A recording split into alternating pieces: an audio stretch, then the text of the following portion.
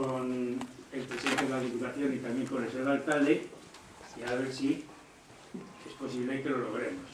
Nos han dicho que un local que venimos reivindicando desde que iniciamos nuestra andadura, como es el centro este de San Ildefonso, está ahora completamente libre, pues vamos a seguir insistiendo a ver si nos quedamos con él. Y si no, pues otros ahí en Toledo, que también no serían pues muy adecuados para lo que pretendemos y queremos. También quiero agradecer, por supuesto, a la Diputación, porque una vez más pues, nos ha prestado sus locales para que desarrollemos nuestras actividades. Y también a Blanca, la directora de este centro, por su amable acogida para este acto, con el que vamos a inaugurar también el centro este que nos va a acoger en más de 2 ocasiones. Así que, pues muchas gracias por acompañarnos. Y también, por supuesto, a nuestro ilustre paisano, el profesor y filósofo don José Antonio Marina, que después de todas las ocupaciones que tiene diarias, luego le preguntaré cómo se las arregla. Esta mañana pues no sé dónde ha estado, sé que ha estado para ir en otro centro impartiendo una conferencia allá por los Madriles y casi sin comer, me imagino, pues nos está aquí acompañando. Así por tanto, profesor, muchas gracias por su referencia y por acompañarnos. Y antes de presentarle, que casi va a estar de más porque todos lo conocemos, voy a dar la palabra a nuestro secretario para que nos presente las actividades más inmediatas que tenemos programadas para el mes de octubre y para el mes de noviembre. Así pues, José María, tienes la palabra. Bien, de acuerdo, gracias, Juanjo. El próximo día 16 de octubre tendremos una tertulia. El título de la tertulia será De la Vega Baja a Carranque. En este caso, de la Vega Baja a Guarzar, con la que el Ateneo se recuperará el tema de los visigodos. Para el día 24 se presentará el libro de poesía de don José Luis Gómez Gómez, titulado Poemas de la Hispanidad. Y el día 25 de octubre, una conferencia conmemorativa del 4º centenario de las novelas ejemplares de Cervantes, a cargo de don José Rosell Villasevil. Para el mes de noviembre, el día 8, presentaremos el libro El despoblado de Malamoneda, a cargo de don Ventura Lebric, nuestro socio. El día 15 de noviembre, una conferencia, Toledo y sus hombres ilustres, en la fijación, modernización y universalización de nuestra lengua, que la dará nuestro presidente Juan José Fernández Delgado. El día 21, una tertulia, cuyo título será Oferta turística de Toledo en el siglo XXI. Y para terminar el mes de noviembre, el día 28, la presentación del libro Guía Mágica de la Mesa de Ocaña, a cargo de otro socio del Ateneo, Antonio Martínez Perilla. Esto es todo. Muy bien. Sí, estas son las actividades pues inmediatas para el mes de diciembre, pues Dios dirá. Y ahora pues me cabe presentarle a nuestro ilustre paisano para inaugurar este nuevo curso del Ateneo Científico y Literario de Toledo y su provincia, que yo recalco mucho su provincia, y es el toledano, filósofo y escritor don José Antonio Marina, del que está de más hacer comentarios sobre su obra y su persona, por ser conocidas y mucho más en Toledo, su ciudad. Sí, cabría preguntarle, al observar su prolífica vida y tarea polifacética como escritor y su constante viajar y su asidua presencia en los diversos medios de comunicación, prensa, radio, televisión y su trabajo de conferenciante en los más diversos escenarios y sus cursos en congresos, universidades, empresas y asociaciones profesionales y culturales, ¿cómo hace para lograrlo si no es extendiendo los días y las semanas? Vean una muestra de su polifacético y compatible quehacer. Investigaciones sobre muy diversos temas, su dedicación a la docencia como profesor de filosofía y a los estudios relacionados con la fenomenología, la psicología, la neurología y la lingüística, y a la observación meticulosa de la sociedad. Pero es sobre todo el profesor Marina, así lo pienso, el gran humanista de la última década del siglo XX y lo que llamamos asistido del XXI. Los motivos de sus reflexiones el mensaje de sus libros, su análisis constante de las preocupaciones de la sociedad y su comportamiento dan cuenta cierta de lo que afirma. Su primer libro, Elogio y refutación del ingenio, es de 1992. Después, cerca de 40. Teoría de la inteligencia creadora, del 95. Ética para náufragos, del 96. El laberinto sentimental, del 98. Diccionario de los sentimientos, 99. El misterio de la voluntad perdida, del 98. El vuelo de la inteligencia, crónicas de la ultramodernidad, del 2000. La lucha por la dignidad, teoría de la felicidad política, la selva del lenguaje, el rompecabezas de la sexualidad, del 2002, y dictamen sobre Dios, del 2002, unos cuantos que he anotado. En Elogio define el ingenio como un proyecto existencial que necesita libertad. Y en Ética para náufragos asegura que la ética es la forma más inteligente de vivir. Y la creación económica viene a ser una revisión de las teorías económicas predominantes desde el punto de vista de la responsabilidad social. En Por qué soy cristiano expone su visión sobre el cristianismo en general y sobre la enérgica figura de Jesucristo. Por toda esta impresionante labor docente y divulgativa es el profesor Marina el filósofo más influyente en temas de gestión y el pensador actual más leído y admirado. De modo que se ha convertido en referente ético, así lo pienso, para la sociedad, pues en sus escritos defiende la estrecha relación entre la ciencia, la tecnología y el humanismo, y nos advierte del avasallamiento de la técnica. La técnica, dice, no puede resolver ningún problema sino las personas que dirigen la técnica, por lo que me rebelo contra la sumisión a la técnica. En este momento hay una idea extendida de que la técnica tiene una vida propia y es imparable, y que iremos a donde la técnica quiera.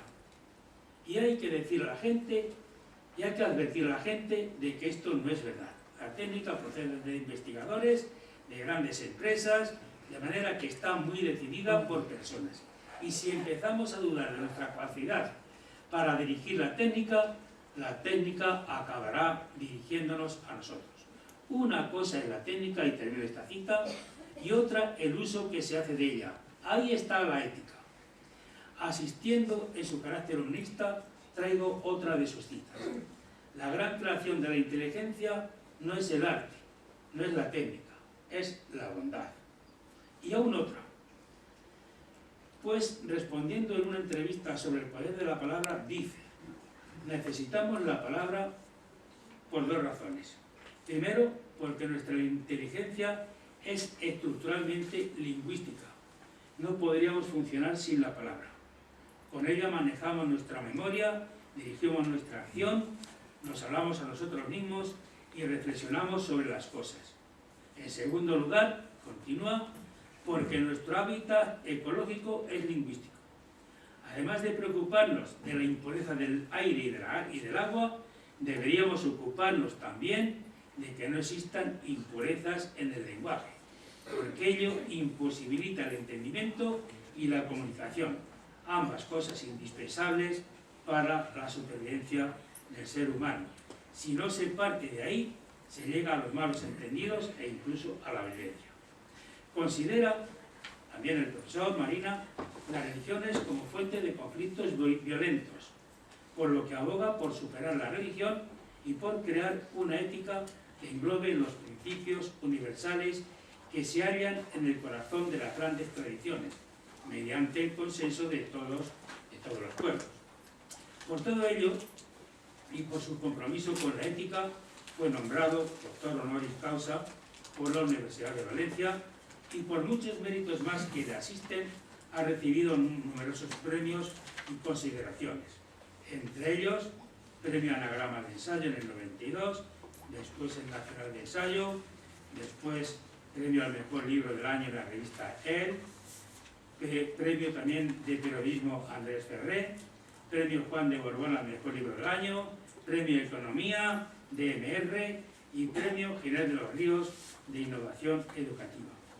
y paralela a esta labor ensayista, fluye su compromiso de impulsar una movilización educativa cuyo propósito es involucrar a toda la sociedad en la tarea de mejorar la educación mediante un cambio cultural que aproveche la preocupación, la generosidad, la energía y el talento de miles de personas dispuestas a colaborar. La propuesta más reciente de esta movilización educativa ha sido impulsar una universidad online cuyo tema es el siguiente. Fíjense, para educar a un niño hace falta toda la tribu. Hoy nos va a hablar nuestro ilustre paisano de la razón de ser de los ateneos en el siglo XXI, pues él intentó instaurar un ateneo en Toledo en la transición de los siglos, de 19 y 20. Así pues, estimado y admirado profesor, pues tiene la palabra.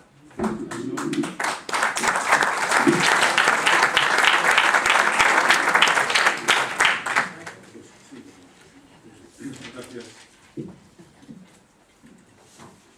Gracias por la presentación. La verdad es que me encanta estar aquí entre tantas caras conocidas.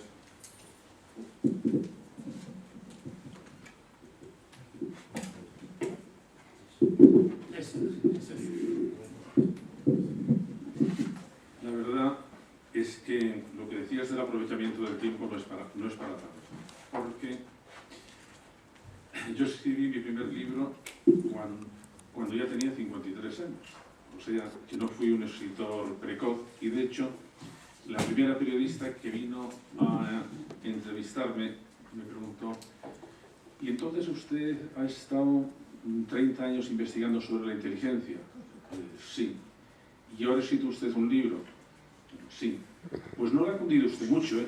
Tiene usted toda la razón. Es que no me ha cumplido nada. Y entonces yo creo que eso fue por lo que ya empecé a producir más. Pero luego hay otra cosa respecto del tiempo. Durante mi adolescencia, mi ídolo intelectual era don Gregorio Marañón.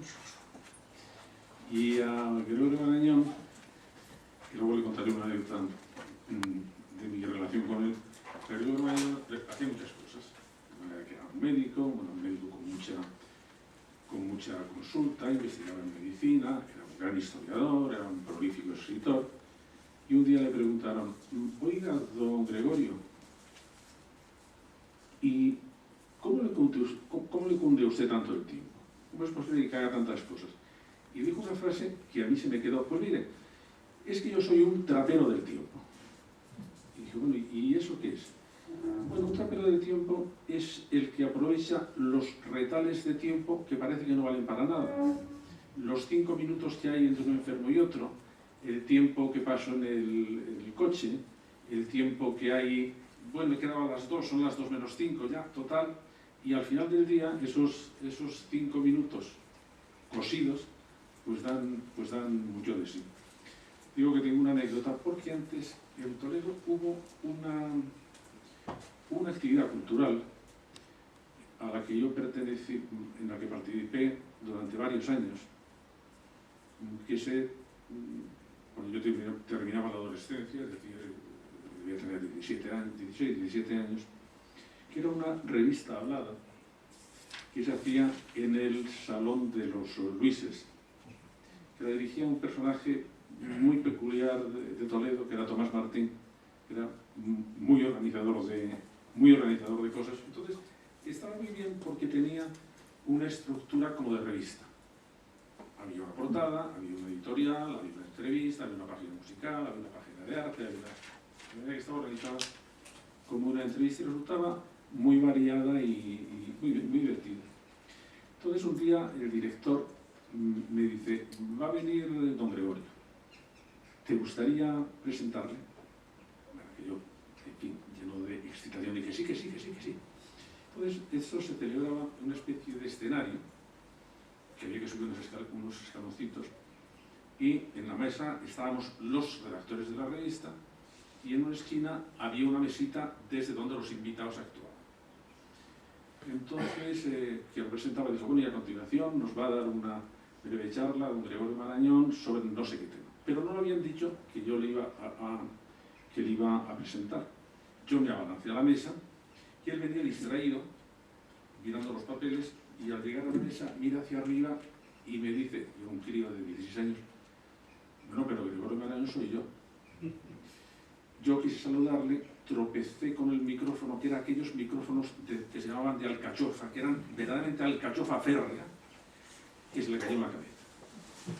Entonces, trágame tierra, tener allá a mi ídolo descalabrado por un nerviosismo mío. Lo cual es que fue tan sumamente encantador en la manera de tratarlo, porque se dio cuenta de lo nervioso que estaba, que al final casi estuve yo a punto de perdonarle a él por haber puesto la cabeza donde no debía. Había estado. Le he invitado para comentar un tema muy complicado, al que he tenido que dar muchas vueltas, que es cuál puede ser el papel de un Ateneo científico literario en este momento. Cuando nacen los Ateneos, en España ha habido dos grandes organizaciones ilustradas para el fomento de la cultura ciudadana. Unas eran las sociedades de los amigos del país, clarísimamente en ilustración, y luego los Ateneos científicos en sus dos versiones, una que venía del pensamiento más liberal y otra, los Ateneos libertarios, que pertenecían de todo un partido político, un movimiento político, que en el momento que en cuanto a la educación popular hizo realmente mucho, que era el anarquismo. Entonces los Ateneos siempre han tenido, y han tenido en España, un aspecto de una cierta independencia y un cierto matiz muy librepensador.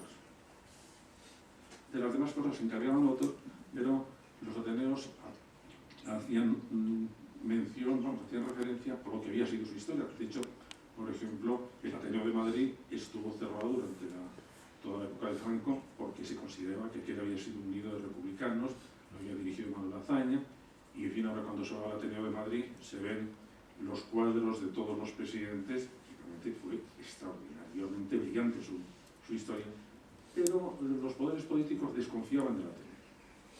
El Ateneo era un poco de la cáscara amarga, aquí no, la cultura, digamos, oficial ya por otro lado, y los Ateneos intentaban hacer cosas, digamos, claramente sospechosas para la censura, en un momento en que la censura era un asunto realmente tan sumamente fuerte que algunas veces llegaba casi a lo cómico. Ahora a Marina Riaño le voy a brindar una anécdota. Recordarás cuando nuestras historias teatrales, que nosotros hicimos la lectura de una obra de Arthur Miller, que se llama Todos eran mis hijos, con esa no hubo problema. Pero luego yo quería representar aquí una obra de Albert Camus que se llama Calígula, que luego se ha representado mucho.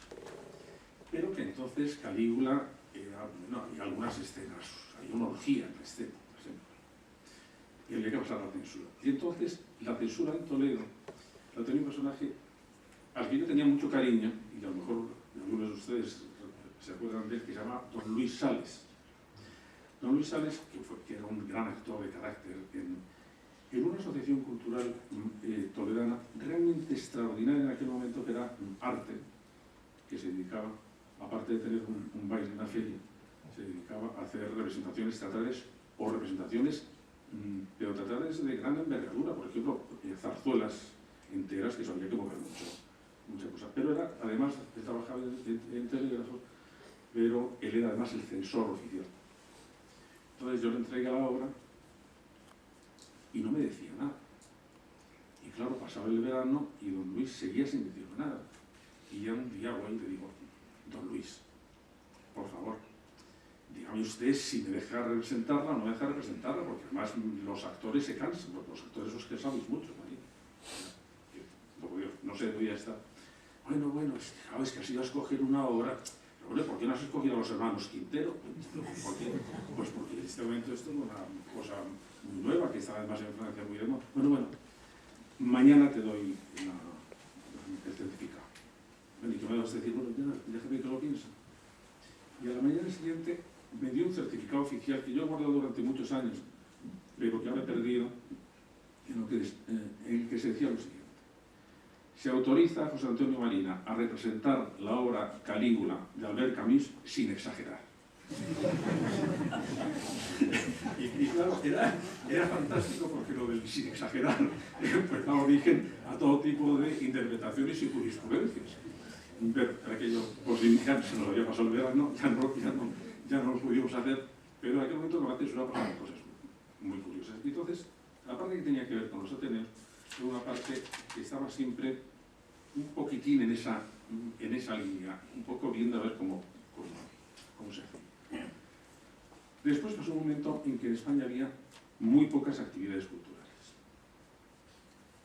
Entonces, bueno, había que, a la gente que estaba preocupada e interesada por lo que tuviera que ver con fomentar las actividades culturales, de conferencias o de conciertos o de exposiciones entonces se organizaban en algunas asociaciones, como por ejemplo los Ateneos.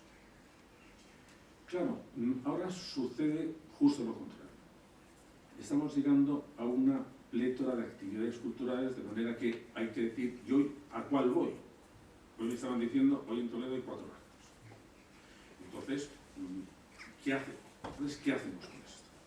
¿Qué es lo que podemos hacer? ¿Dónde pueden tener los Ateneos su hueco? Porque yo creo que lo que tienen que hacer es buscarse su hueco, porque si no es otra asociación más que hace otro tipo de actividades, entrando en competencia con organizaciones que hacen estas cosas y que tienen mucha potencia. Como por ejemplo, antes eran las cajas de ahorro, o son fundaciones que hay, o son... Entonces, el asunto está, pero ¿dónde puedo yo, o qué sitio puedo yo ocupar? Es decir, ¿qué sitio dentro de la actividad cultural no está ocupado por otros? Bueno, en primer lugar, tiene un sitio especial, que es una iniciativa estrictamente ciudadana e individual. Es decir, que no hay detrás asociaciones ya hechas, como las que hay ahora, una caja de ahorro o una fundación, sino que es una asociación en que las personas se agrupan precisamente para hacer eso. Pero, y ya de por sí, el hecho de movilizar a la ciudadanía, que de por sí no es muy dada a movilizarse, ya el hecho de participar en algo no tiene realmente importancia. Bueno, ¿y ahora qué hacemos? Bueno, pues ahora voy a volver un paso atrás. Hace, yo creo que 5 años, por estas fechas, el alcalde de Barcelona me pidió que pronunciara el pregón de la Merced, que es la fiesta de Barcelona. Es una fiesta además muy solemne, en que se hace el pregón en el salón de del ayuntamiento, con maceros a un lado, después sale al público porque hace una danza. De manera que un asunto muy solemne, que yo se lo voy a decir mucho porque yo no soy catalán. Y de hecho, porque no conocía al alcalde. Le conocí cuando me invitó. Entonces, en aquel momento hablé de un tema, que es un tema que ahora ha vuelto otra vez a plantearse y que tiene que ver con lo que puede ser la tarea de un Ateneo en este momento y aquí. El tema de la conferencia fueron las ciudades inteligentes. ¿Esto de qué va? Bueno, va de lo siguiente. Yo, como sabía la periodista, he dedicado muchos años a estudiar acerca de la inteligencia.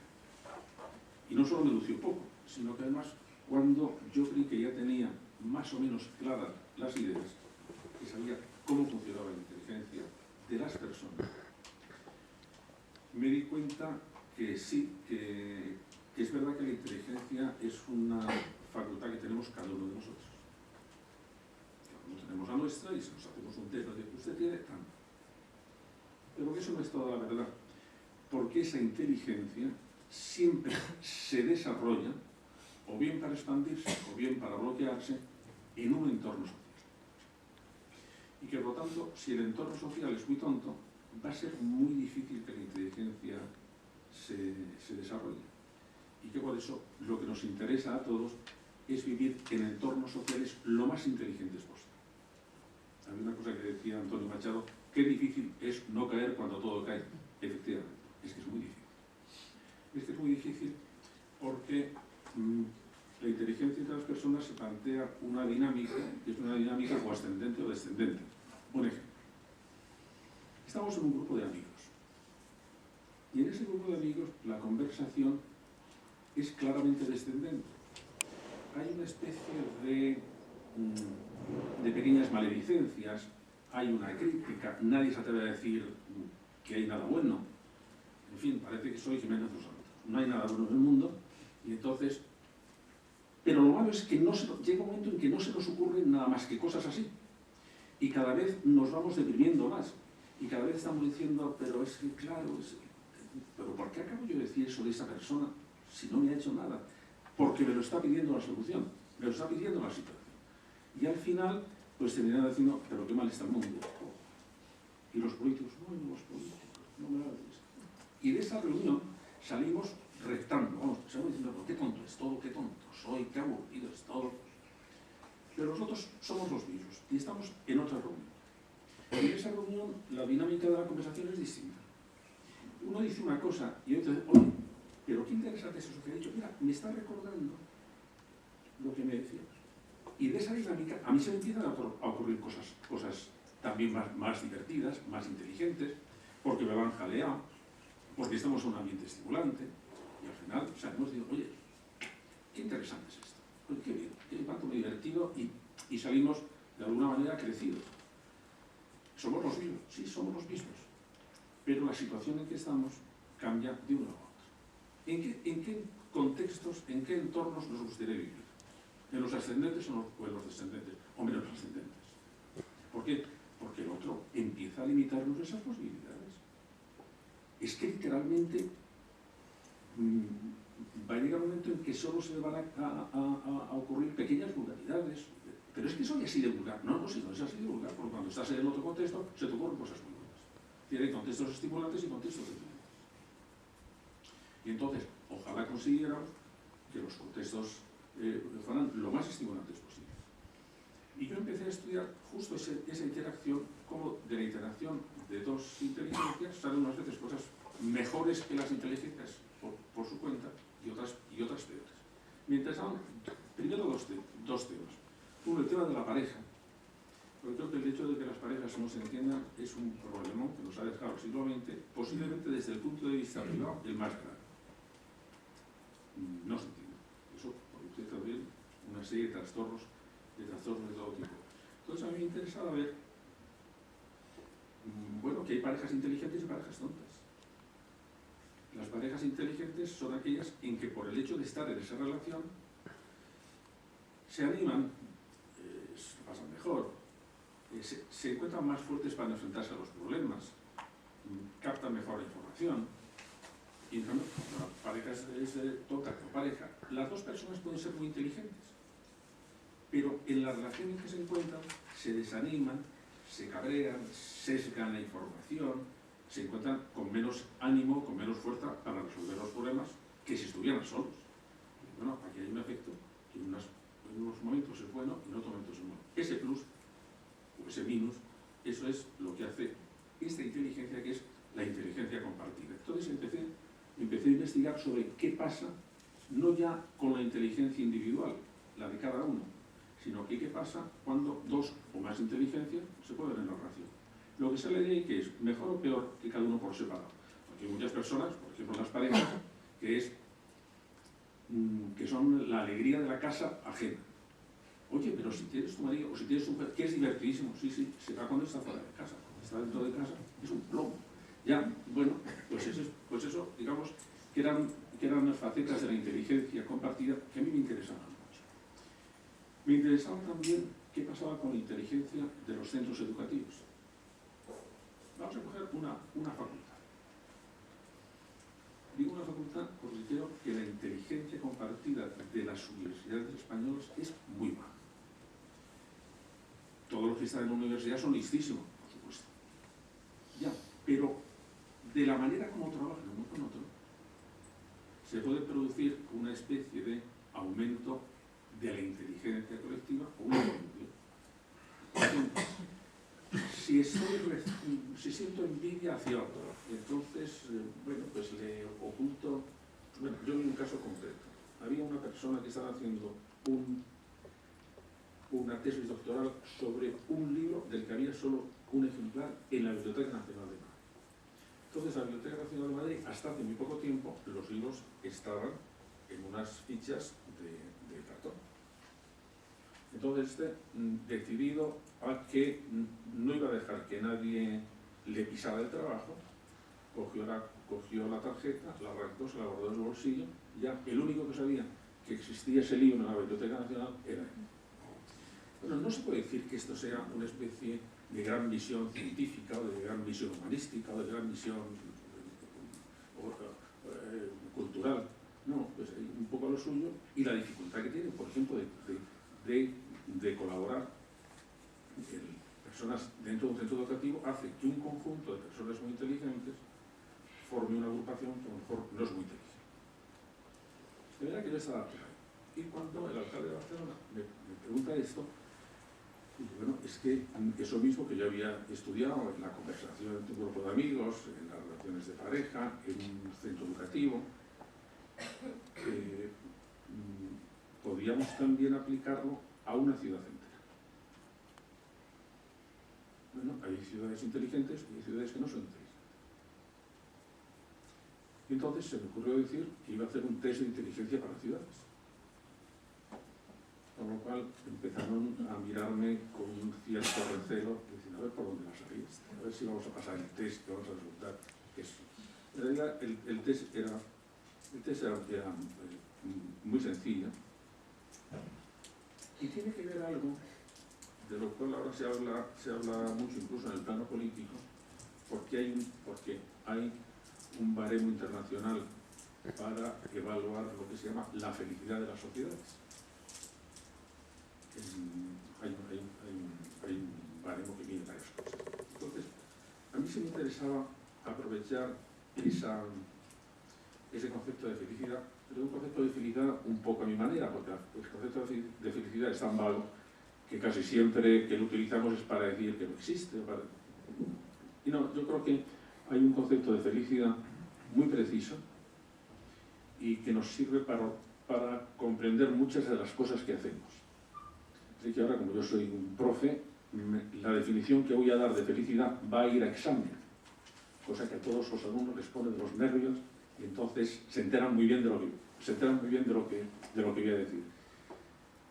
Cuando hablamos de felicidad para una persona o cuando hablamos de felicidad para una ciudad, lo que estamos diciendo es que la felicidad es el modo como nos lo organizamos para poder hacer compatible las tres grandes necesidades, los tres grandes deseos que tenemos todos.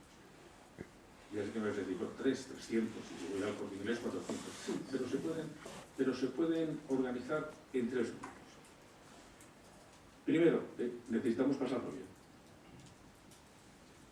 Sí, necesitamos pasarlo bien, estar divertidos, estar cómodos, estar tranquilos, estar... Bueno, nuestros alumnos creen que eso de pasarlo bien es cosa de jóvenes, que las personas mayores ya se de pasarlo bien, bueno, eso ya se ha pasado por la edad. No, todos necesitamos pasarlo bien. Y eso es todo lo que queremos. Bueno, los adultos que estamos con frecuencia decepcionados, les decimos a la gente joven que sí, que con que vivan una vida cómoda, que ya lo tienen todo. Con lo cual les estamos intoxicando de comodidad y luego protestan porque no van a ser felices con eso. Necesitamos otros dos grandes deseos, que es el segundo, que deseamos vincularnos afectivamente con otras personas. Somos seres sociales, conflictivos pero sociales, y bueno, nos gusta tener una relación con otras personas que sea agradable, que sea cordial, que sea estimulante, que nos apoye, que nos apoyemos, que nos cuiden, que cuidemos, de manera que haya una vinculación social. Y bueno, y eso ya es todo. Pues si estoy cómodo y además tengo una vinculación cordial con otras personas, pues no, todavía nos falta otro tercer deseo, que es que todos tenemos, yo creo, necesidad de sentir que progresamos en alguna cosa. En lo que sea. En hacer un plato de cocina, hacer un plato de cocina. en tener un tiesto muy bonito, una maceta muy bonita, en tener una maceta muy bonita, en tener un hijo estupendo, en tener otro estupendo, en dar... no hace mucho yo di un curso a personas que así a ojo yo creo que no eran de la tercera edad, debían estar ya por la sexta, porque eran realmente muy viejos. Y yo les decía, ¿a que estáis muy deprimidos? Pues sí. ¿A qué os han dicho que no podéis progresar en nada? Pero, hijo, ¿en qué vamos a progresar nosotros a esta edad? Bueno, vamos a ver. Hombre, en los 100 metros libres, no. Pero, ¿y en los 3 escalones con bastón? ¿Cuántos subías ayer? 2. Y hoy 3. Has mejorado tu marca al 50%. ¡Jo! Eso no lo hace ningún atleta. ¿Y por qué esto es bueno? Bueno, es bueno porque necesitamos sentir que progresamos y lo necesitamos a cualquier edad. Y los entornos que nos dicen, oye, que puedes progresar, nos encontramos en ellos muy bien. Y los que dicen, no, aguantamos mal el sentirnos empantanados. Y por eso, pues mira, márcate una meta e intenta hacerlo cual. Da igual, a mí me encantaría ser un buen jugador de billar y no lo consigo. Bueno, pero lo estaría. Pues en eso estoy. ¿Y juego un poquito mejor que antes? Pues sí, juego un poquito mejor que antes. Mira que ya tenemos que el componente de la felicidad es la comodidad, es mantener unas vinculaciones sociales amables y tercero, estar en unos entornos que me animan a progresar de alguna manera. Estas 3 cosas se podían trasladar a una ciudad. Las ciudades inteligentes serían aquellas que favorecen la comodidad de las personas, serían aquellas que favorecen un tipo de convivencia dentro de la ciudad, dentro de la ciudad agradable, cordial, donde hay pocas peleas, donde hay que llamar poco a la policía para que el vecino apague la radio, es decir, que hay una especie, que hay respeto, que hay, bueno, eso es una vida de ciudad realmente agradable en su vinculación. Y tercero, hay ciudades que animan más a progresar o que dan más oportunidades. Y de hecho, no es lo mismo nacer en una ciudad que en otra ciudad. Hay ciudades que van a empujar y hay ciudades que van a frenar. Entonces, ahí se plantea una tarea para las ciudades realmente muy buena. Quiero ser una ciudad inteligente. Y pues vamos a ver cómo lo conseguimos. Y entonces es cuando empiezan a surgir, o pueden surgir, actividades como las del Ateneo. Es decir, claro, es que yo quiero hacer una cosa, digamos, muy concreta. Quiero hacer actos culturales. Quiero hacer actos culturales relacionados con Toledo. Muy bien. Quiero que participe gente. Muy bien. ¿Y algo más? Pues sí, además de hacer estas cosas, quiero de alguna manera colaborar a través de ellas a que la ciudad, bueno, sea una ciudad más inteligente. Es decir, que por ejemplo, reflexione más sobre ella misma, sobre su historia, sobre su presente. Y bueno, es que la historia puede ser 2 cosas. La historia puede ser literalmente un ancla o puede ser un trampolín. Si es un ancla te quedas en la historia. Si es un trampolín te apoyas en la historia para saltar fuera de la historia. Y, pues vamos a ver. Vamos a ver cómo lo hacemos. Vamos a ver cómo lo podemos hacer esto. Claro, entonces, cuando se enfoca una tarea cultural o activa o científica de esta manera, ya no es lo fundamental lo que se vaya a decir ahí de ciencias, y se dice muchos. Ya no se trata de que vayamos a hacer otras posiciones, si se hacen muchas ciencias. No, puede ser una cosa más, yo creo que más completa, ¿de acuerdo? Eso vamos a hacerlo. Pero lo que tenemos nosotros es que tenemos muy clara que las ciudades pueden ser sociedades inteligentes y sociedades tontas y queremos colaborar a que la nuestra sea una sociedad inteligente. Y para eso vamos a tratar temas que tengan que ver con la comunidad de la ciudad, con los servicios de la ciudad. Vamos a ser un poco, vamos a acercar al ciudadano, vamos a acercar a la política,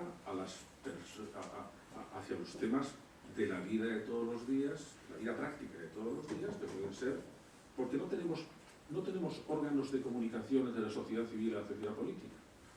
No hay muy poca comunicación. Están los periódicos, pero los periódicos están posicionados.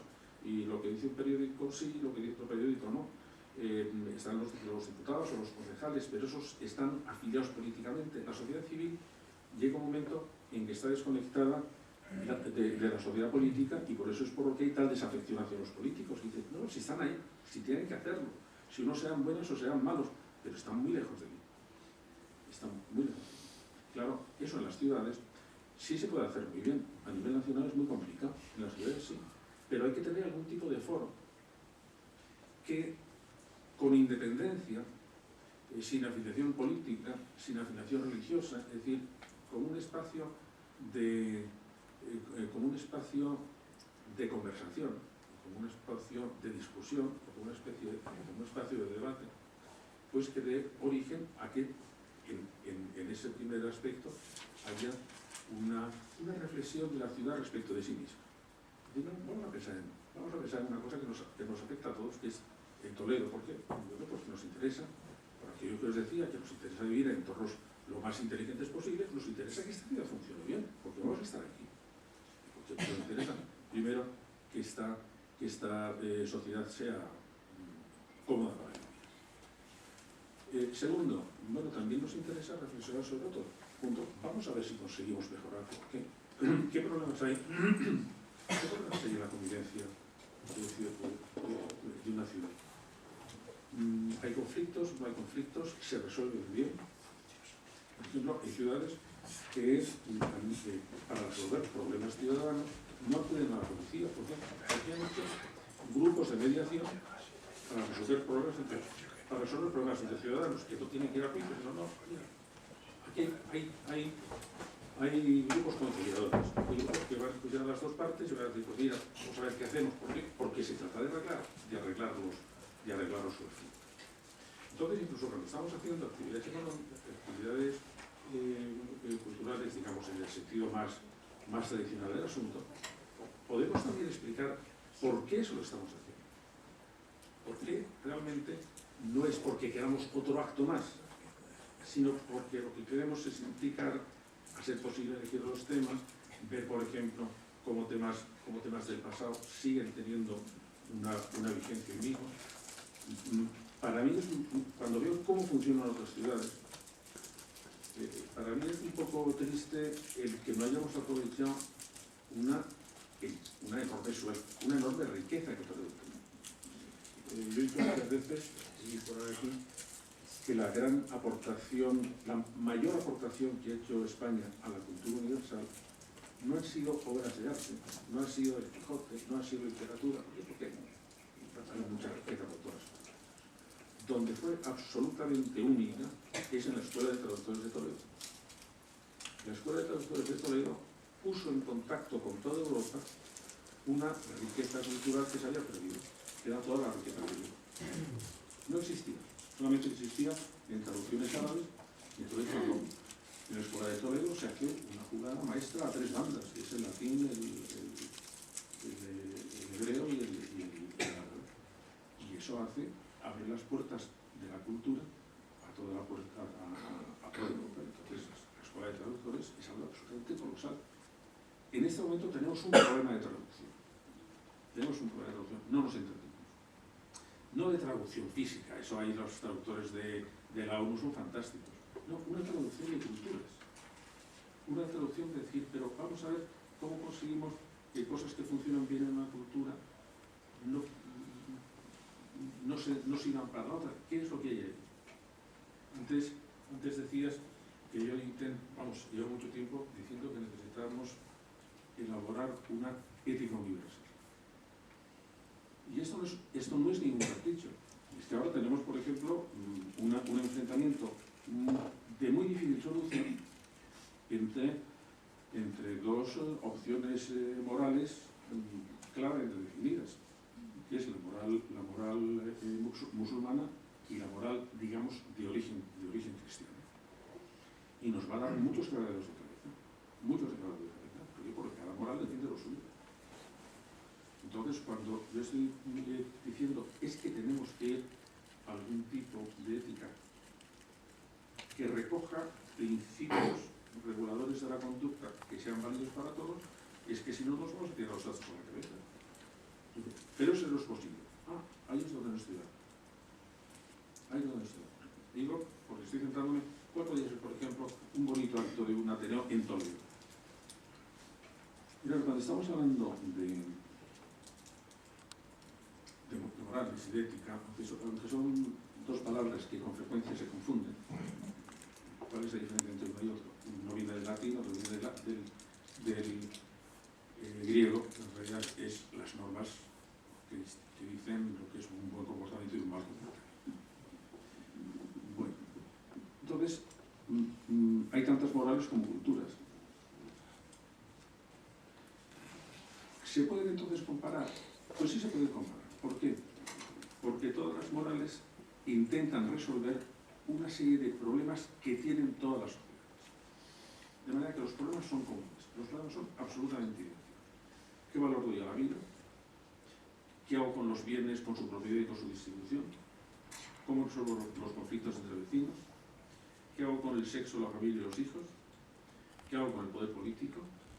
¿Qué hago con los enfermos, los débiles y los niños? ¿Qué hago con los extranjeros? ¿Y qué hago con el más allá? Punto. Y esos problemas están en todas partes. Y son problemas urgentes. Son problemas que hay que resolverlos. Y en cada cultura se han resuelto a su manera. Claro, si se han resuelto a su manera, si el problema es el mismo y se han resuelto de distinta manera, yo sí puedo decir cuál es mejor solución y cuál es peor solución. Es como si me dicen, respecto a una enfermedad, una infección, hay muchos tratamientos. Hacer un ungüento de rana matada a la luz de la luna, hay pues tomarte un zumo de no sé qué, o hay tomar un antibiótico. Y, hombre, pues mira, pues todo. Pero para el problema de la infección hay unas soluciones mejores que otras, y el antibiótico es una solución. De manera que, usted dígame si quiere curarse o no. Eso lo tiene que decidir usted. Pero si quiere curarse, toma antibióticos. Y respecto a los dos problemas pasa lo mismo. Mire, usted dígame si quiere llevar una vida de convivencia pacífica o no. A lo mejor es que no. Pero si quiere llevarla, esta solución es mejor que esta otra solución. Vamos a poner un ejemplo. Respecto de los problemas matrimoniales, pues es que solo hay 4 soluciones. Aunque nos volvamos locos, hay 4 soluciones. O un hombre con varias mujeres, o una mujer con varios hombres, o un matrimonio indisoluble, o un matrimonio monógamo pero sucesivo. Pues eso no hay más. Bueno, pues vamos a ver cuál es la mejor solución. ¿Cuál es la mejor solución? ¿Por qué? Bueno, la que resuelve mejor los problemas, las que tienen mejor el derecho de todos, la que es compatible con otros valores. Cuando yo he hecho una revisión de cerca de 800 culturas, prácticamente en el 90% admitían la poligamia, no la poligamia. Es decir, lo de una mujer con varios hombres no se ha admitido en alguna tribu por ahí de China. Rarísimo. En otros sí, en el 90% se admitía que uno tuviera varias mujeres. Sin embargo, solo se practica en este momento en 4 regiones. ¿Qué ha pasado? Bueno, ha pasado que es que en el momento que se ha ido valorando otra cosa, como es por ejemplo la igualdad de derechos entre el hombre y la mujer, la poligamia desciende. Porque la poligamia está hecha precisamente en un reconocimiento asimétrico de derechos. Yo tengo derechos que tú no tienes. Cuando se va hacia una igualdad de derechos, pues entonces la poligamia va en decadencia. Claro, si es que así es. Entonces, por eso es, porque cuando yo estoy reclamando que podemos hacer una ética universal, no estoy diciendo ahora que vamos a tener aquí una inspiración, no. Es que como son soluciones, hay buenas soluciones y malas soluciones, y vamos a ver si organizamos las mejores soluciones. Respecto, y esto, yo creo que la importancia que puede tener un Ateneo es, en Toledo, para no hacer competencia con otro, es seleccionar muy bien, primero, animar a la participación activa, no solamente asistir a los actos, sino la participación creativa, hacer cosas, pues como digamos las representaciones de teatro, pero eso es hacer cosas. Como me parece muy bien por la relación de actos que ha estado, hay muchos actos que son los mismos, que los protagonistas son los mismos miembros del Ateneo, porque entonces el Ateneo no es solamente vamos a traer a gente, sino vamos a hacer cosas nosotros. Respecto de la tercera gran objetivo de la felicidad y de la inteligencia, sea privada o de las ciudades, del bienestar, otro, la vinculación entre las personas, facilitar una una comunicación agradable, pues, estimulante, cordial, y nos quedaba otro, que es que intentar ampliar las posibilidades de las personas, es decir, animarlas a hacer cosas, animarlas a hacer cosas. ¿Por qué? Porque la acción siempre es la gran solución. La depresión empieza cuando no tengo proyectos que hacer. Entonces me levanto y digo, ¿y para qué me voy a levantar? ¿Para qué me voy a levantar? ¿Qué es lo que os ha movido a hacer, a organizar el Ateneo con todas sus dificultades? Bueno, pues porque queréis hacer un proyecto, porque eso os ocurrió y ¿por qué no lo voy a hacer? Si es una cosa bonita, ¿por qué no lo voy a hacer? Hay un requisito, digamos, para la salud mental, que es necesito tener algo. Y si quiero tener mucha salud mental, necesito tener más de un proyecto. Porque cuando yo tengo un proyecto, la realidad empieza a ser significativa. Empieza a mandarme señales, estoy aquí, esto es lo que buscaba. Vosotros empecéis con el proyecto del Ateneo. Desde ese momento estáis viendo la cultura de otra manera. Ahora la tengo que hacer yo, ahora lo tengo que mirar yo. Ahora no estoy aquí, no soy espectador, soy protagonista. Tengo un proyecto, quiero hacer un Ateneo científico literario. Y eso es un proyecto. Y cuando tenemos un proyecto, nuestra vida se organiza de alguna manera. Tenemos una meta, sabemos que nos estamos acercando y nos llevamos las mil disgustos. ¿Para qué me meteré yo en esto? Ya, pero tienes un proyecto. Y cuando los proyectos desaparecen, caen en la depresión sin remedio. Entonces, una ciudad emprendedora, una ciudad activa, es la que tiene muchos proyectos, de muchas categorías, y la que además apoya los proyectos. ¿Y usted qué quiere hacer? Yo quiero hacer una exposición de sellos puestos de perfil. Muy bien, vamos a ver. Hombre, no parece que sea muy interesante. Ya, pero vamos a intentar animar a la gente en vez de desanimarla. Y entonces vemos que una organización como esta, podría ser otras, pero en este momento estamos hablando de la Ateneo, podría ser una fuente para animar a hacer proyectos. ¿Qué quiero hacer un proyecto? Tengo unos dibujos, me gustaría hacer una exposición. Bueno, yo voy a intentar a ver si consigo gestionarlo para que puedas tenerlo. Porque tenemos una sede, porque tenemos contactos, porque lo hacemos, pero vamos a introducir un campo de vitalidad dentro de una vida en las ciudades que con frecuencia se está reduciendo en su contacto, que cada vez estamos en nuestro piso, que los procedimientos de relación se están haciendo muy raros en las ciudades, que ahora las nuevas tecnologías facilitan un tipo de contacto, pero bloquean otro tipo de contacto. De manera que es un momento como para saludar con alegría proyectos, y además proyectos que pueden ser, entre otras cosas, generadores de otros proyectos. A mí cuando hablo de estas cosas, que son de ver cómo hay que convencer un poco a todas las personas de que pueden hacer más de lo que creen que pueden hacer. Y que al final, una vez vencida la inercia, se van a encontrar mucho más satisfechas. Porque lo que no aguantamos nadie, podemos aguantar el dolor, podemos aguantar las dificultades, lo que aguantamos muy mal es sentirnos insignificantes. Yo no quiero ser insignificante, no, quiero ser significativo. Venga, vamos a ver, ¿y eso cómo es eso? ¿Cómo ser significativo? Pues llegado a este punto, a mí me gusta contar dos historias. Una historia, además, la sitúo en Toledo. Y siempre explico por qué la sitúo en Toledo, pues porque soy de Toledo. Entonces, un posible antepasado mío estaba, dado a ese placer tan español que es que nos encanta ver trabajar a los demás, nos divierte muchísimo ver trabajar a los demás. En Madrid era ya de risa, porque si se ponía uno con un martillo neumático en una acera, al cabo de 2 minutos tenía un corro viendo el agujero como si de ahí fuera a salir petróleo, ¿no? Porque lo que salía era nada. Pero entonces estaba alrededor de la catedral, que se estaba construyendo, viendo a ver cómo se construía. Y llega al sitio donde están los canteros, con el mazo, con el cincel.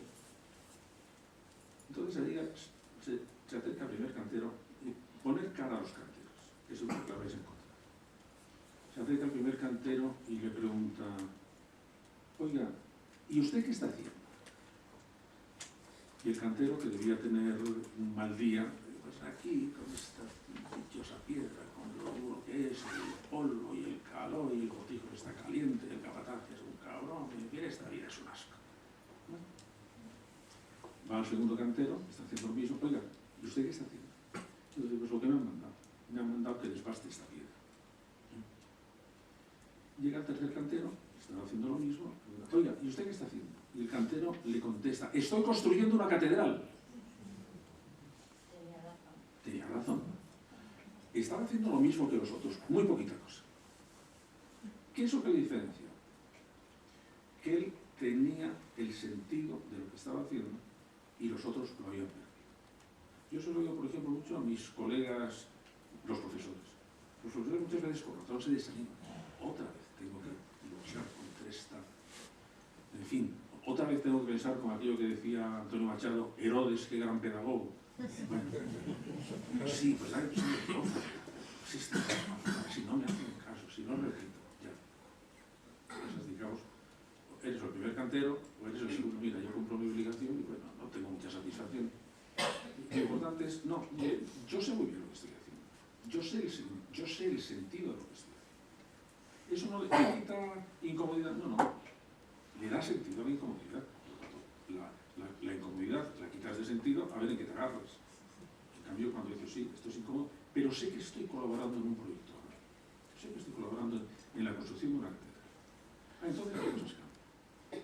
Y cuando estamos diciendo: oye, vamos a hacer una cosa bonita, vamos a hacer una cosa creativa, y una técnica. Vamos a ver, ¿qué es una cosa creativa?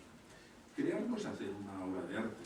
Crear es una cosa más profunda, más cotidiana y más importante. Crear es hacer que algo valioso que no existía exista porque yo lo he hecho. ¿El qué? Cualquier cosa valiosa. No sé, pero es que yo lo que hago como cosa valiosa son unos huevos fritos fantásticos. Muy bien, fantástico. Fantástico. La creatividad, el huevo frito. ¿Existía antes? No. ¿Es valioso? Sí. El acto por el que se consigue llevar a la realidad una cosa valiosa, eso es la creatividad. Si yo veo una cosa y quiero hacer un dibujo, y hago ese dibujo, lo digo porque tenemos aquí un gran dibujante, y hago ese dibujo con dos elementos muy sencillos, que es con un lápiz y un papel. Bueno, yo he hecho, sé que tú has hecho, que una cosa valiosa que no existía exista, porque tú lo has hecho, porque eres realizador de una posibilidad. Lo mismo que si tengo una buena conversación, lo mismo que si tengo una buena relación amorosa, lo mismo que si tengo una buena acción política, lo mismo que me pongo a organizar cosas en una red. Mira, esto es valioso, antes no existía, ahora existe. Yo lo he hecho, me encuentro satisfecho. He dejado de ser insignificante. ¿Por qué? Porque he colaborado en un proyecto valioso. Y eso es más importante de lo que parece. Eso es más importante de lo que parece, porque es que si no, de repente nos encontramos un poquitín empantanados. Estoy aquí. Esa sensación, por ejemplo, cuando se está... Yo he estado un mes entero en Estados Unidos. Durante un mes no he leído ninguna noticia española, porque en Estados Unidos España no existe. Estaba feliz. Cuando he vuelto, es que me he encontrado lo mismo. Es decir, pero es que me ha pasado el tiempo. Y es que cuando yo fui a la universidad en el año 60 y tanto, estábamos con el asunto de los nacionalismos, y seguimos con el asunto de los nacionalismos. Pero es que no avanza. Pero es que estamos ahí y eso te da una especie como de otra vez lo mismo. Es que no salimos del paso. Es que no resolvemos nada. Pues en el momento que se tiene la impresión de que sí, pero bueno,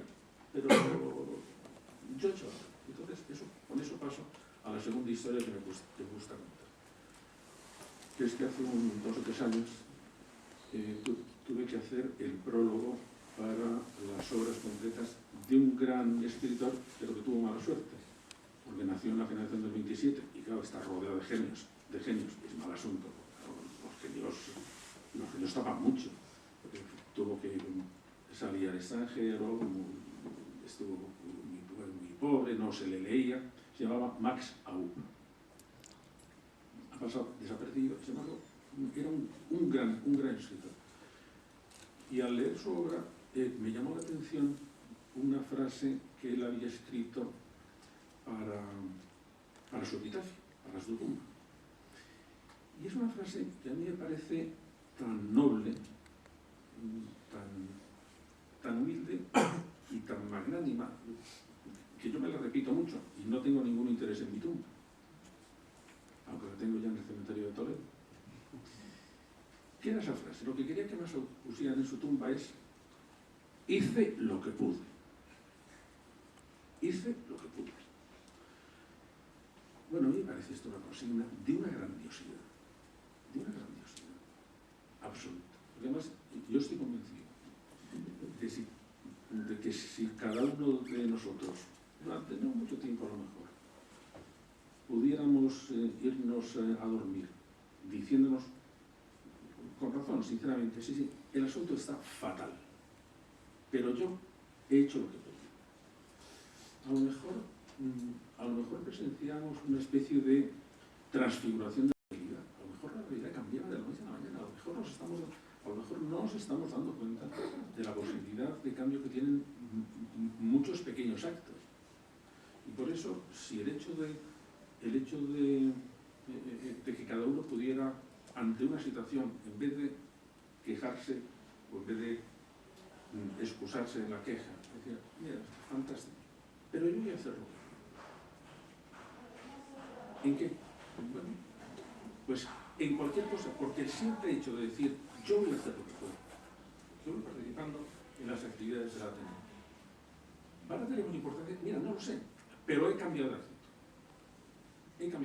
Yo he decidido, voy a hacer lo que puedo. A lo mejor cambiamos muchas cosas, Y desde luego, lo que sí íbamos a hacer era cambiarnos a nosotros mismos y encontrarnos muchísimo más activos, muchísimo más útiles, muchísimo más significativos, muchísimo más relevantes. Bueno, yo he hecho lo que he podido.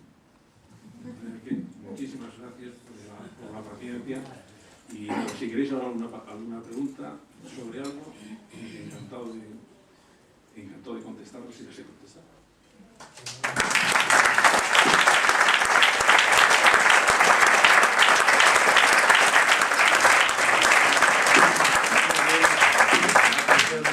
Profesor, nos has dejado como seados porque realmente nos has planteado un montón de problemas pertenecientes a la vida diaria, prosaica, a la vida intrahistórica, y yo creo que esto nos va a llevar a reflexionar y preocuparnos mucho más por nuestro entorno. Y mira, nosotros ponemos geranios en el oriente, o lluvias en el noroeste. Tendríamos que cuidar el entorno, que sería el entorno físico, químico, el aire y el agua. Pero somos más complicados. Y nuestro entorno no es ese, por lo menos no es ese solo. Nuestro entorno es las ideas entre las que vivimos, los sentimientos entre los que vivimos, las relaciones que hay alrededor nuestro. Y eso sí que pueden ser verdaderamente tóxicas. Vamos, tóxicas o venenosas, o pueden ser estimulantes y estupendas. Claro, el ocuparte de esas cosas es realmente es nuestra salvación para nuestra salud mental, nuestra salud física, nuestra salud social, nuestra salud ética y eso tiene. Sí, pero es que nos han puesto ante dos soluciones: enfadarme viendo telediario o no enfadarme. Pues Encontrarme deprimido porque no me sale esto, o dejarlo para luego y dar otra vuelta y volver a empezar. Esas dos actitudes, pues es que pasamos políticamente yo a mis alumnos le digo que tienen que afiliarse a dos grupos: el grupo NHL o el grupo NLH. El grupo NHL: no hagas, lamentate. El otro grupo es: no te lamentes, haz. Bueno, son cosas muy sencillitas. Pero fíjate un poco cómo se pueden organizar las cosas, incluso las cosas culturales. Bueno, a mí me parece que es importante que las personas lean poesía. Y los profesores de lengua dicen, hay que leer poesía. Pero vamos a ver, ¿y por qué hay que leer poesía?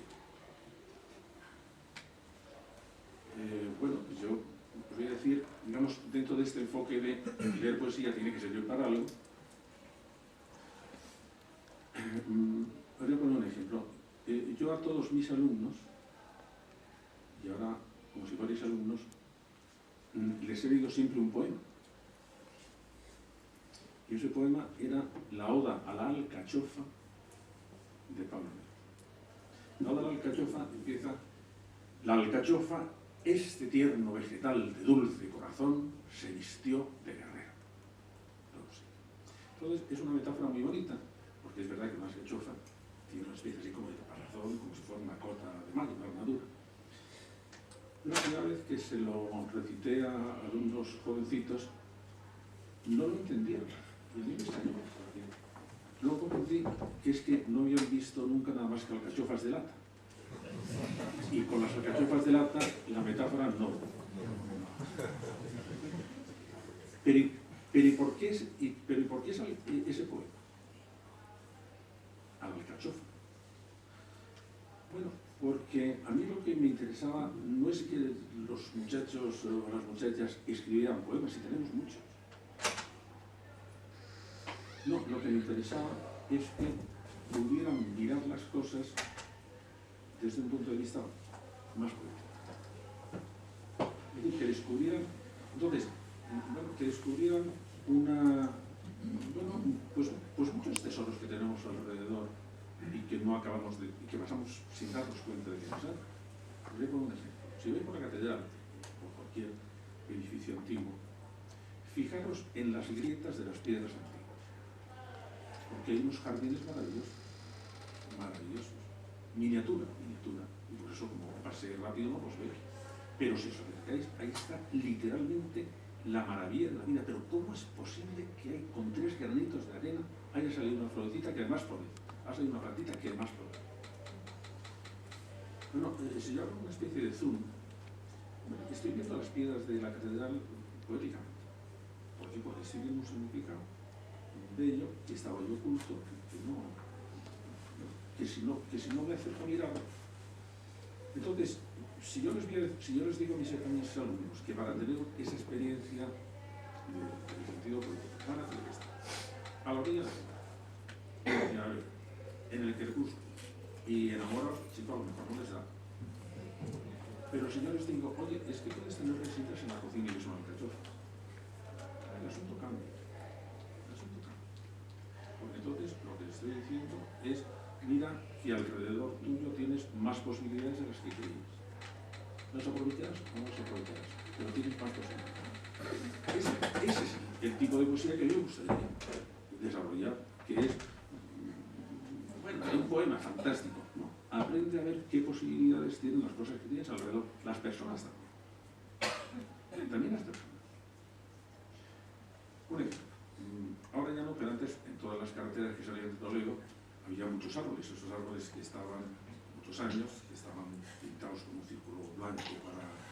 En un momento te los quitaron, había muchos, bueno, pero era fácil ir por una carretera y encontrarse con que uno de esos árboles que tenía muchos años estaba caído. Y con frecuencia, pues porque es una cosa que está en la naturaleza del árbol, bueno, aunque estuviera ahí seco, le sale una flor, le sale una hoja. Entonces pasamos por ahí sin darnos cuenta. Bueno, pero por ahí, ahí pasa un poeta, que es Antonio Machado. Al olmo viejo, hendido por el rayo y en su mitad podrida, con las lluvias de abril y el sol de mayo, algunas hojas verdes le han salido. Y eso le parece tan sumamente fantástico. Pero, ¿cómo fantástico? Eso ya se sabe. Es que sí, le salen hojas. No. Es que eso es extraordinario lo que pasa.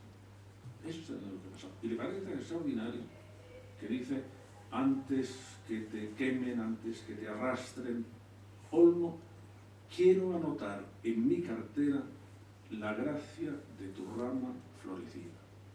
¿Por qué no quiero anotar? Porque no quiero olvidar. Porque no quiero olvidar. Esta mañana la conferencia aquí no una conferencia, era una mesa redonda con Luis Rojas Marcos sobre un tema curioso, que era sobre la sonrisa, porque mañana es el Día Mundial de la Sonrisa. Y es un tema es muy bonito. Y decía Luis, claro, yo cuando me viene un paciente muy deprimido, pues entonces le hago que recuerde cosas agradables para que se vaya cambiando de humor. Y yo decía, desde luego Luis, pero ten en cuenta que nuestra memoria es una memoria muy puñetera, porque nos acordamos en cada momento de aquellas cosas que encajan con el estado de ánimo en que estamos. De manera que si estamos tristes, solo nos vamos a acordar de cosas tristes. Y si estamos alegres, solo nos vamos a acordar de cosas alegres. Con lo cual estamos ahí metidos en un río. Hay que ponerlo como tarea. O sea, hay que ponerlo como tarea. Te tienes que acordar de cosas agradables por narices. Ah, bueno, pues te acuerdas mejor si las has anotado. Olmo, quiero anotar en mi cartera la gracia. Esta experiencia es fantástica. Es que no quiero olvidarla. Lo que pasa con las fotografías. Si tienes fotografías de momentos agradables, pues bueno, pues es por lo que las recuerdes. Porque de alguna forma te puede servir para decir no todo fue sin malo, cosa que cuando estamos deprimidos parece que no ha habido nunca ninguna experiencia buena. Este tipo de cosas, que son cosas culturales, pero que tienen una eficacia, lo que decías tú, en la vida de todos los días, yo creo que es un modo de enfocar la cultura muy práctico, muy poco, entre comillas, ebrito. Es que esto es lo que, por esto es buena la cultura, porque la cultura, si lo vas a ver, es una especie de salvavidas.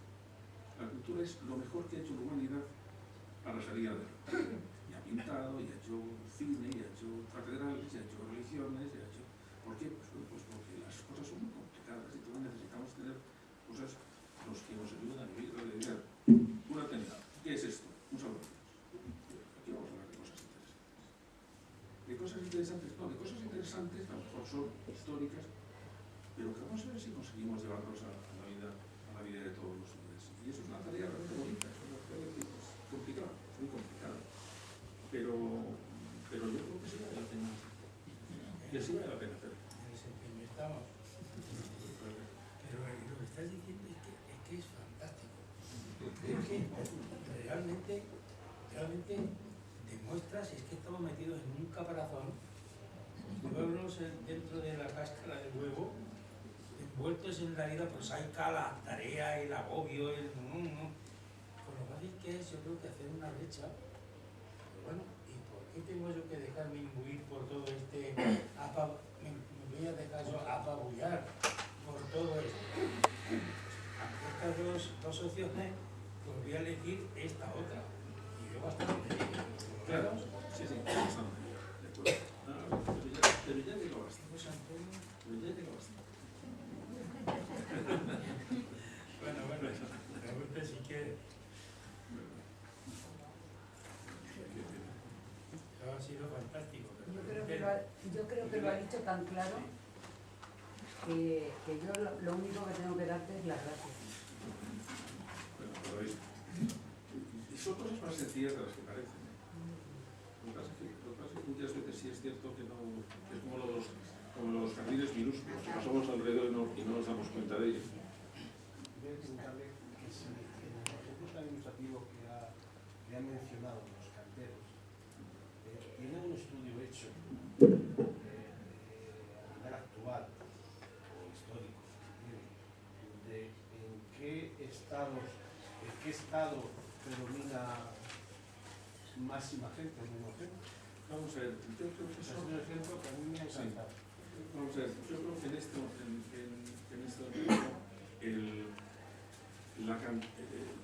la cantidad el tercer tipo de canteros, yo creo que es el más escaso. Es el tipo,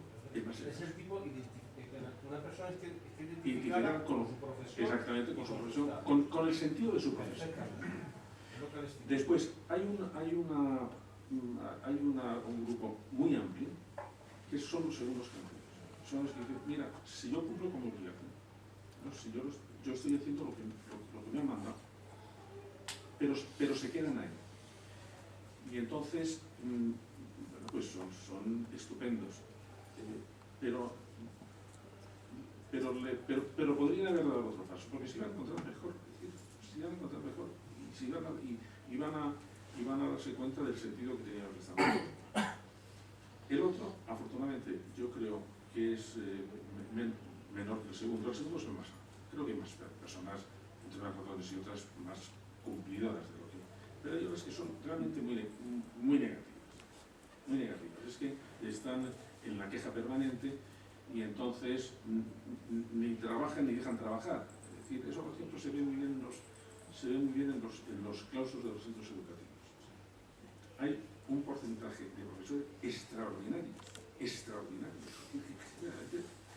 Y luego hay, pues eso, a lo mejor un 10% de profesores que están literalmente a la contra. Y luego hay uno más en medio que el asunto está, se van haciendo o se van haciendo. Hombre, lo importante es que se vayan hacia este lado. Por eso, esas personas que tienen una capacidad de activar algo del asunto, es que son muy beneficiosos para todos. Porque muchas veces estamos todos un poco desconcertados. No sé qué hacer, mi vida es bastante algo, cumplo mi obligación, ¿no? El ofrecer, por eso existía tanto en lo de ofrecer posibilidades o sugerir posibilidades, porque nosotros, hay una función química que tiene un nombre muy raro, pero a mí me resulta socialmente muy conmovedora. Hay unos elementos que se llaman catalizadores.